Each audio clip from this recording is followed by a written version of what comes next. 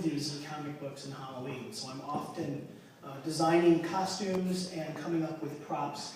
I built a lot of props for student films, so it's just one of the things that I like to do. My basement is basically a giant lab of little saws and lots of epoxy stuck all over the basement.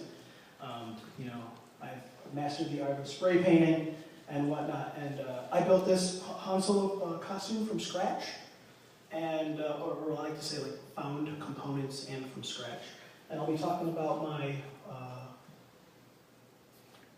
costume kind of ethos and how I start my costumes from beginning to end. And I'm sure some of you have some of the same workflows as us, but you know, we're going to take you through an example costume.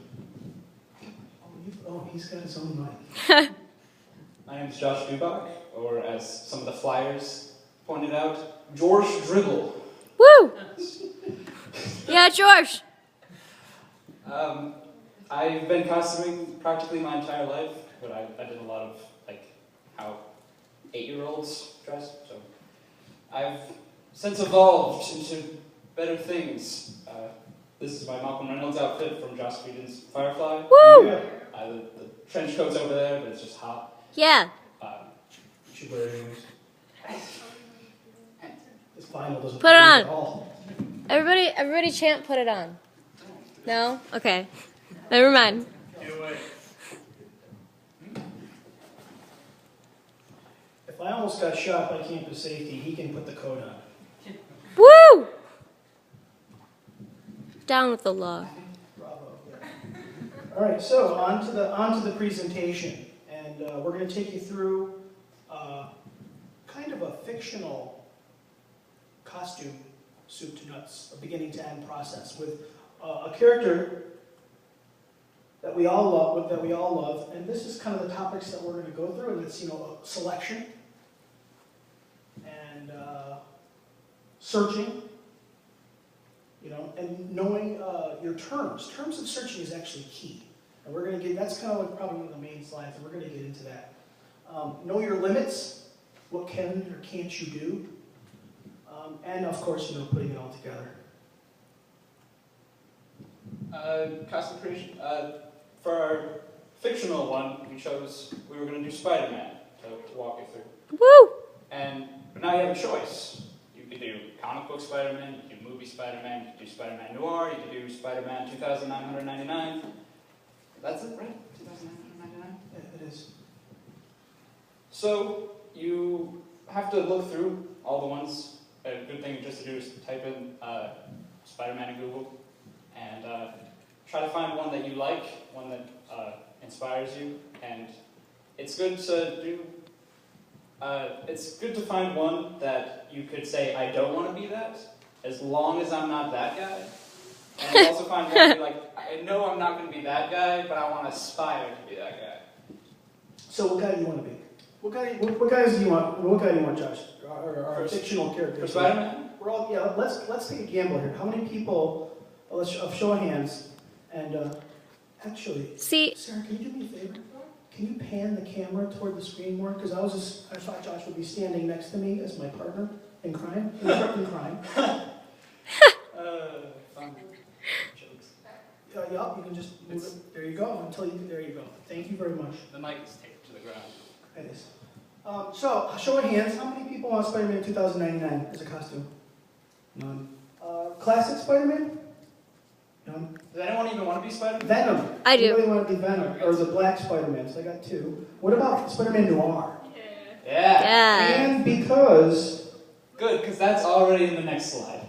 we know you so well, Spider-Man Noir is the one that we wanted to do too.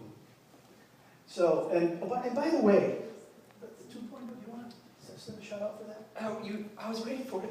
We designed a joke that this is costume creation 2.0, and in the very beginning he was going to say welcome to 2.0, and then I was going to go, I see a lot of familiar faces from 1.0, you know, you in the back, yep, I see it.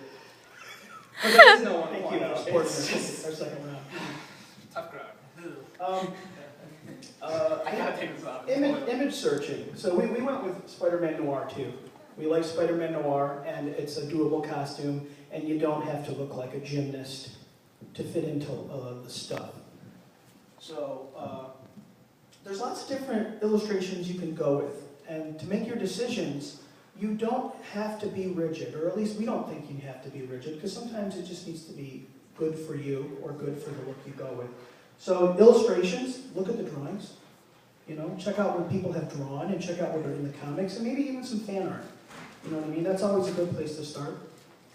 Movies. What's out there for movies? Is your character in film?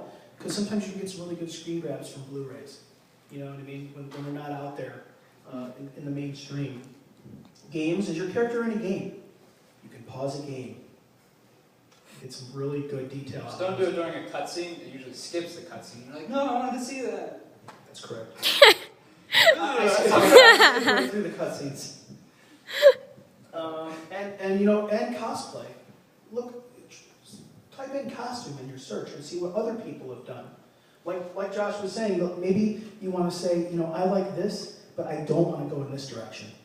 The way this guy or girl did it, and I don't like that direction, even though it looks like they put in a lot of work. But maybe you're not willing to put in a lot of work. Maybe you can't be Iron Man made of metal, but you can be Iron Man made of foam and cardboard, and maybe that looks fun. Yep, that's right. And actually, some paper and cardboard costumes look great with the right paint job. You know, with enough acrylic, they stiffen right up. What we have in this picture is actually Spider-Man. It's a little lights. Well, maybe. I don't know. The lights are okay. Can we dim the lights? Is that possible?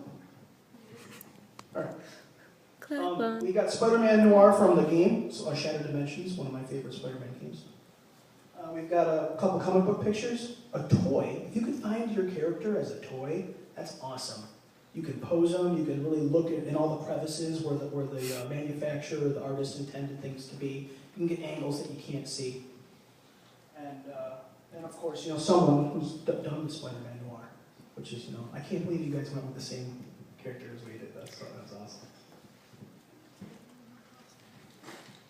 So this was kind of a problem we ran into when we were making this slide, and it was, what is that jacket that Spider-Man Noir is wearing? Because it looks like a vest, but it's just kind of like the torso of a jacket, and there's also buttons on double sides. So we tried a few things to look for it on Google. We tried just leather jacket to see if we found something we liked. Then Bill had the idea of leather riding jacket or horse riding jacket, because it looks like, or he believed that's what they were called. With no luck, we just typed in, what do you call the 2 rows of buttons on a coat? And we found out they were double-breasted. So then we looked for a double-breasted leather jacket, and we found all sorts of things. Woo! So it's kind of, it's important to, if you're going into something and you don't know the name of something, find the name of it, because it will save so much time. Yeah. Do you want to take that into account for the costume possibly that you're wearing? Yeah. Like your funny over-the-shoulder belts. What are those called? Over the shoulder pads. Yeah, those over-the-shoulder belts. Really? Suspenders. Right. If you don't know suspenders, you shouldn't be here.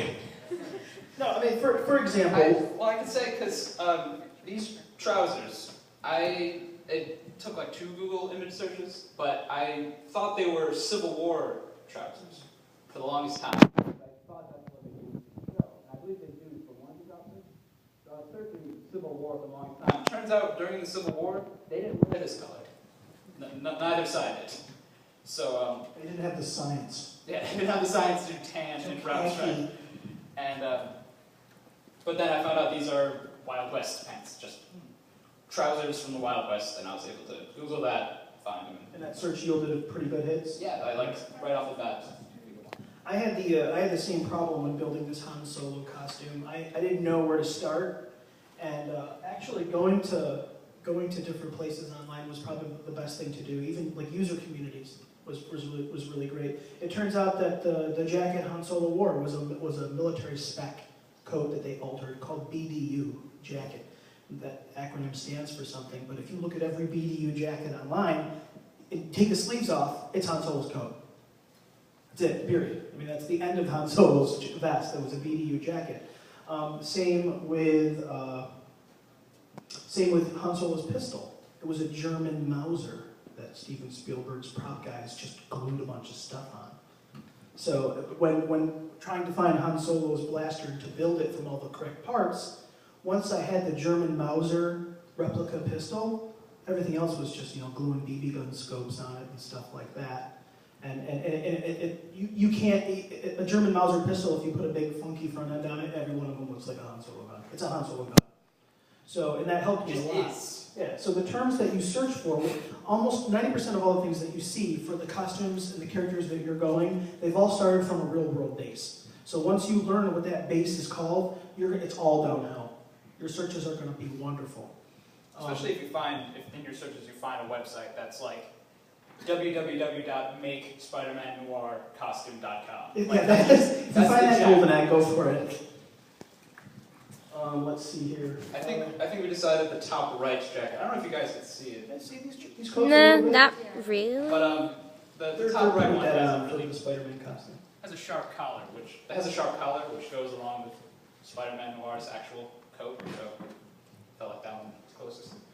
All right, so know your limits. So every day when I wake up, I pretty much say those things. Just right in the mirror. I have no skills. I have no money. I have no friends, and my mom is refusing to help me make the next costume. So knowing your limits. 34. You can make your own costume. 37, and I say those things every day. When you work on your costume, set your expectations for yourself and for what you want to look like. No matter what I do when I build a costume, I'm not going to look like the character. I'm going to wear the clothes. So sometimes that can shut you down. I almost didn't finish this Han Solo costume because I made the stark realization that I just am not 6'3" and 145 pounds like Harrison Ford. So no matter what I do, and no matter how I drape these clothes on me, I'll never look like Han Solo. Well, that's okay. And I don't know if any of you have come up with that type of challenge.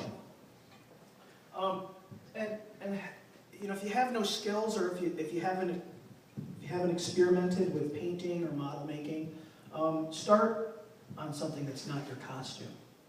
You know what I mean? Buy something and paint it. Go buy a toy and paint it. Go take something apart that you have no intention on putting back together.